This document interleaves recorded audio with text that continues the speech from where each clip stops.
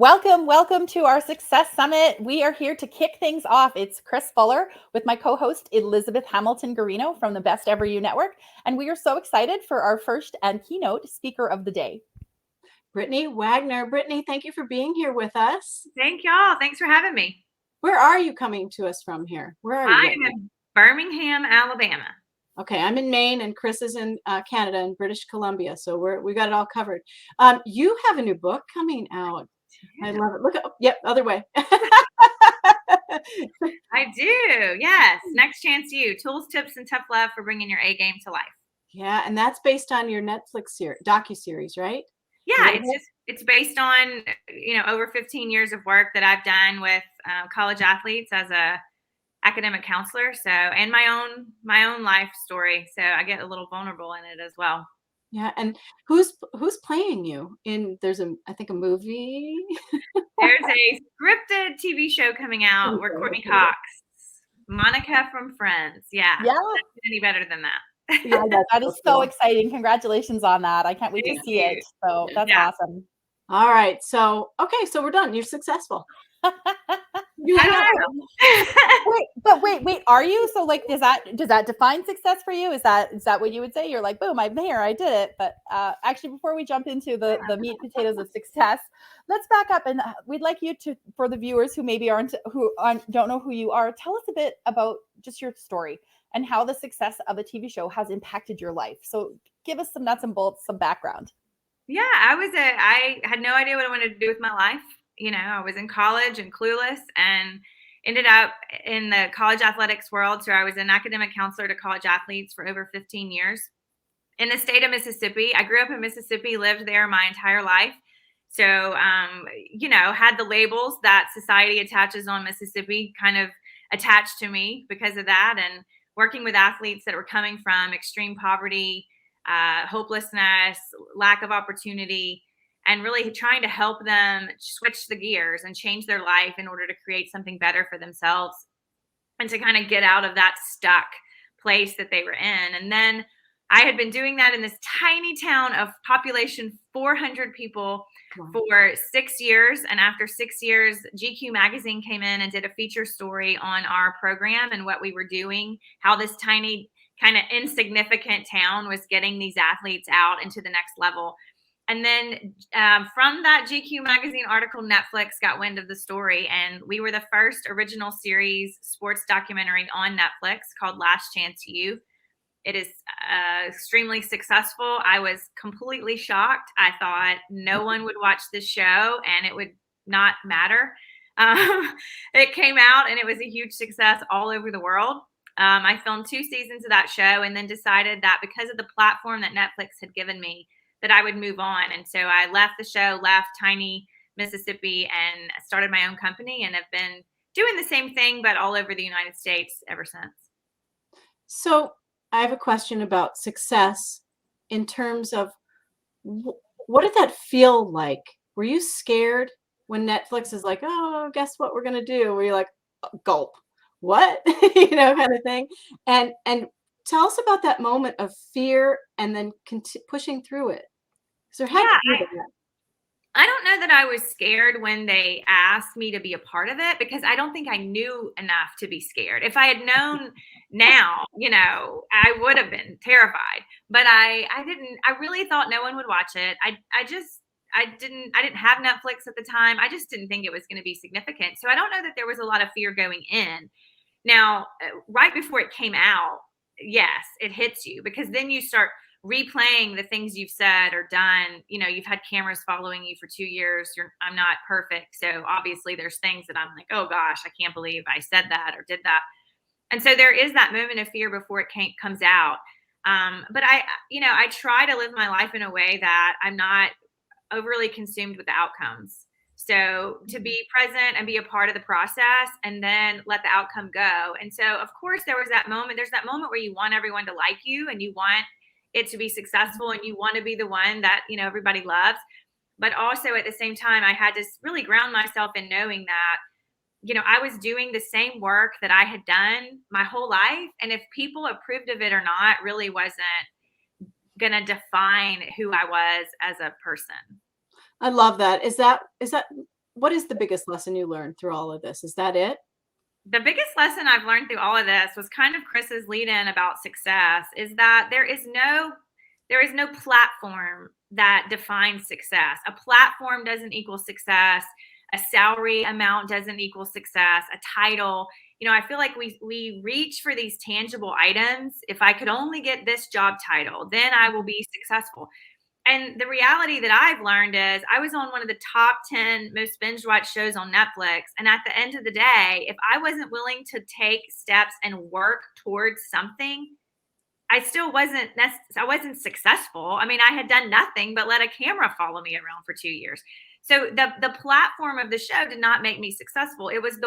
It opened doors for me, but I had to be willing to walk through the door, and I had to do the work to set myself up to be successful after the show. And I think that's a valuable lesson for everyone, whether you're on a TV show or not, that whatever that thing is that you're striving for, you got to look past getting the thing, because that's not going to just magically make everything sunshine and rainbows. There's got to be a level of work, willingness to do the work. Yeah. I think that's such a good point too. And it's not about you're like, oh, 2 years and then I put my feet up because I arrived, right? Like you keep going, and you talk about that in your book, Next Chances, too, like how to maximize that next opportunity. So what would you say to people? Like, what is the first step in our own lives towards being our best? I think the first step, it's the first chapter in the book, is you have to actually show up. Mm-hmm. And I think today, it sounds so simple and cliche, but I think in today's world, we're not actively showing up for our own lives. We're checking the boxes of the things that we're supposed to do. And we're spending a lot of time documenting what we're doing and then filtering it and making it look perfect. And then we're putting it out there for everyone else to see. But the reality is we're not actually living it. And what we're filtering and putting out isn't even reality. And so then there's this fake comparison thing going on that isn't healthy. But I think the first step is looking at your life and looking at every area of your life. In the book, I call them wicker baskets, the wicker baskets of your life. And then you have to put forth real effort and be honest about the effort that you're putting forth. And is it 50%? Is it 100%? And then show up in a real way for your life in order to get actual results. Chris, that sounds like a lot of work. It is. It is. Give your phone. Yes. Okay, hold it up in front of your face. Yes. Brittany, what would it look like if we were doing this while you were talking the whole time? It's completely disrespectful. And there's no way that I say to college students all the time, your brain doesn't work that way. You can't actively listen to me and then actively text or type or scroll. You're giving about 10% to everything that you're doing right now. And in order to show up, I have the term look up. In order to show up, you have to look up. And what I mean by that is you got to put your phone down and actively live your life. Yeah. Love it. So what are stumbling blocks? What are some of the things that hold us back or get in our way of feeling our best success in life? I think one of them is that we don't even actually know what our definition of success is. Mm-hmm. Like we don't even know what it actually is that we want. And so when you don't really have the defined, look at what it is you're actually striving for, you don't ever know when you get there. And so you're always kind of disappointed, or there's always this expectation that you're not meeting because you haven't actually given thought to what it is you're striving for and what the end goal is. And I think that's the first part, is that, show up for your life and then sit down and figure out what is it that I'm working towards today or this year or this month. What is it that I'm really trying to do? And then be specific about that. I used to hear athletes say, I just want to play at the next level. Okay, what does that mean? Like you just want to be a part of a team? Because you could be on a team and sit the bench and never see the field, or you want to be a starter, or you want to, and at the next level. What does the next level mean? Is that Division I? Is that Division II? Is that NFL? Really be specific about what it is that you want, so that then you can say yes and no to the things that aren't in alignment with that goal or that dream. Chris, can I interrupt for a second?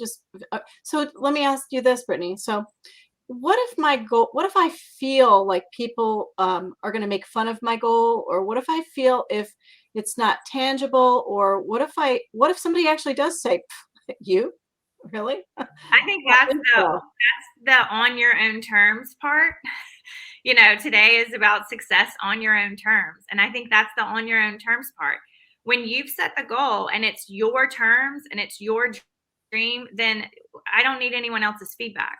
And that's the beauty of it. When it's, you know, when it's your goal and it's what you want and what you're striving for and you're doing the work, the people that are standing on the sidelines that aren't, you know, in the fight with you, that aren't behind you and helping you along the way, they don't get a say. And so I think you have to narrow down that circle. Who's in that circle of people that are helping you fulfill this dream and this goal? And if they're not in the circle, then I don't need your comment. I don't need your feedback. Thank you, but no thank you. Block and delete. You know, whatever, whatever the response is. The new But football move, block and delete. block and delete. You know, we listen to too many people. There's too much noise. And so figure out who those people are. And then everybody else, you know, thanks, but no thanks. And what about, I've got one more, sorry, and then I'll I got one more. You said 3 words. I'm sorry, Chris. You said 3 words, doing the work. So, because I can say, yeah, I've got this huge goal, but doing the work. Talk about that a little bit. Yeah, you know, I call it the magic wand syndrome. I think a lot of times, like, we have a dream and we have a goal and we want things in our life, and then we sit back and wait for someone else to wave the magic wand. Yeah. Someone else is going to save me. And, you know, as women, I think we were taught that at a very young age with Disney movies. You know, some man's going to ride in on a white horse, or some fairy godmother is going to come in a pumpkin and save the day. That And doesn't happen? it's not reality. No. Hold on here. No. And so, you know, in order to achieve those goals, I think we have to decide that the magic wand is inside of us. And the only way that it's going to get waved is when we find it and we pull it out and do it for ourselves. No one else is going to save us. We have to be our own hero. Yes, I love that so much. And what I love about you, Brittany, too, is how you make in your writing and the way you talk so relatable. You mentioned wicker baskets a moment ago and the magic wand. And I know you also have an analogy about dirt roads and our brains. And would you talk about that for a little bit? Yeah, I mean, I'm from the South, and in the South, we've got lots of back roads, and they're all dirt. It's just dirt roads. And when a truck starts driving down a dirt road over and over and over again, there's ruts in the road. And it gets to the point where you can ride down the dirt road without even steering, because the ruts will guide the truck, and it's going to guide you exactly where you need to go on that dirt road. And our brain is the same way. So when we get in habits and we continually do the same thing over and over and over again, our brain gets the ruts in the dirt road. And in order to change the lane, in order to steer the truck in a different direction, you have to create a new habit.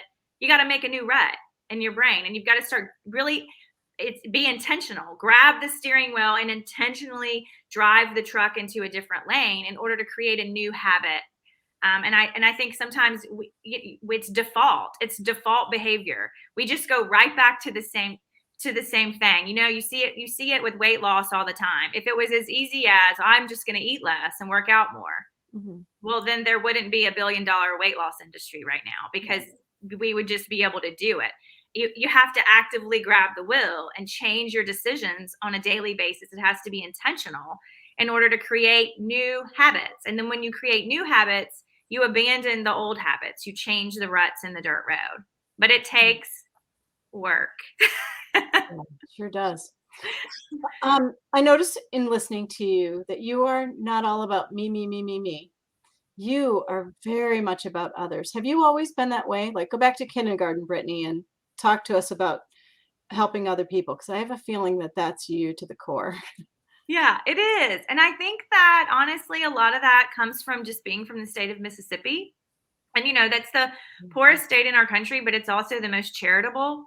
And so it's interesting, you know, the people with the least amount of money are giving the most amount of money. And I think that's just the attitude of where I was raised.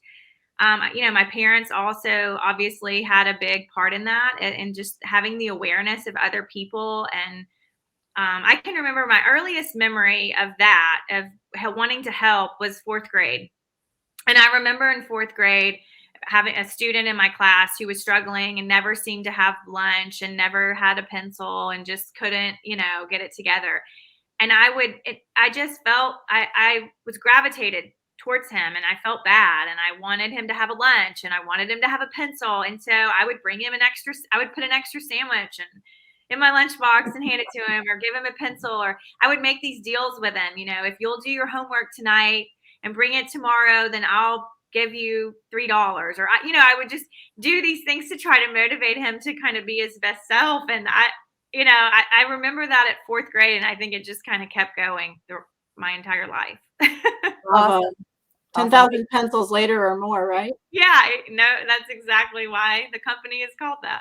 Yeah, I love that. And that giving to others, it really does ignite energy from within you as well. And if you're a giver, you know that. And if you're someone that is looking for some more meaning in your life, we encourage you to look for some way you can give back to your community, because it is just life changing for the people you're helping and you.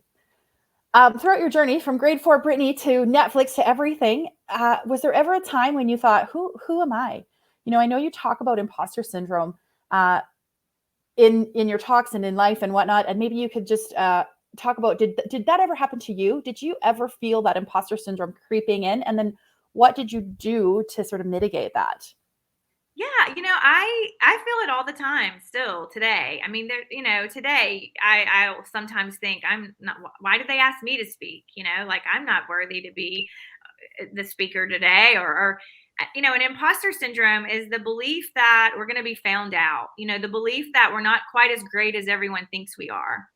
And research shows that about 80%, I think it's probably higher than that, of people struggle with this belief that I'm not enough, I'm not good enough. And I think it's a real thing. A lot of athletes struggle with it because they are so great on the field and on their playing surface, that there's this overlying fear of people finding out that maybe they're not as great in other areas of their life, or that, that one missed tackle now defines you and you're a failure. And so I think, it's important to recognize that we're not alone in that feeling, and that that it's not something that's just me. I'm the only one that thinks this way. I think we all kind of have this in different areas of our life. And I think you have to look at the reality of your entire existence, and not put your whole worthiness in one category. That your entire worthiness is not wrapped up in a ball and you catching it every single time. That we're human beings, and we have strengths and we have weaknesses, and finding a way to balance those out. I used to say to athletes, if you do your absolute best, and the absolute best you can do in a math class is a D, okay, then find me an A somewhere else. Balance it out. Like, it's okay if you're doing your best, and it's not up to what, the standard that other people think it should be. That's okay. But balance it out, because you have strengths and you have weaknesses, and that makes you human. It doesn't make you less than or dumb. It makes you a human being. I think the other thing that we have to remember with imposter syndrome is what we focus on expands. So when you're constantly focused on not being enough, or that you're a failure, or the one time, the mistake that you made, that grows. And when you're focused on, yesterday I did this, and you're just beating up that mistake over and over and over again, that fear, that mistake, that less than feeling is only going to get bigger. And so we've got to be, again, intentional about what we're focusing on and the thoughts that we're allowing to occupy our space. What if we grew up that way, though? Like, if somebody said, oh, you're not smart enough, you're not good enough, you're never going to do this, you're never going to do that. That's going to be sort of there, present. That's a lot to unpack and unlearn. Yeah. Unfortunately with athletes, that's a lot of what they're dealing with, is someone saying to them over and over and over again, you better be good at football because you can't do anything else. And so you're taking 18 years, 19 years of that being beat in their soul, and you're trying to work it out. Yeah. And the first thing that I would always try to do is create a successful moment. So I create a small successful moment right off the bat in whatever that area is that you're not feeling good enough in. And so for me with athletes, a lot of times it was academics. It was they didn't feel smart enough to be in that academic setting. and they had been told that they weren't smart enough. And so what I would try to do right off the bat within the first couple weeks of school was create a moment where they felt successful, where they felt smart. And then you get them going and you get that confidence. It's the same as a fresh, a young athlete being on the field and catching that first touchdown. And now all of a sudden they're like, oh man, okay, I can do this. And it's finding those areas of your life where you feel like you're not good enough, or you've been told that you're not good enough. And first of all, changing the self-talk that you're saying to yourself, and then creating successful moments that you're stopping and celebrating along the way.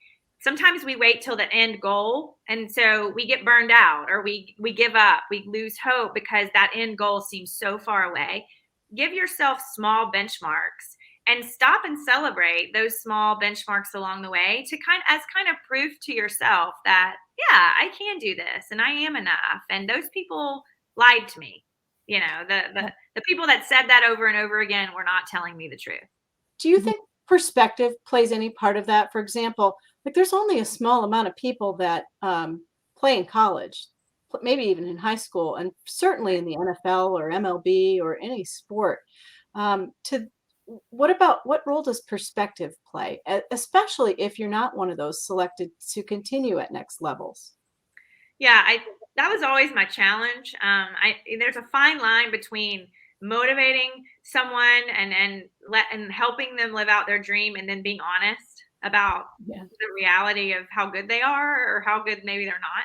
And I always struggled with finding that balance. I had a chart in my office that had the numbers. And there's 1% of college football players that make it to the NFL.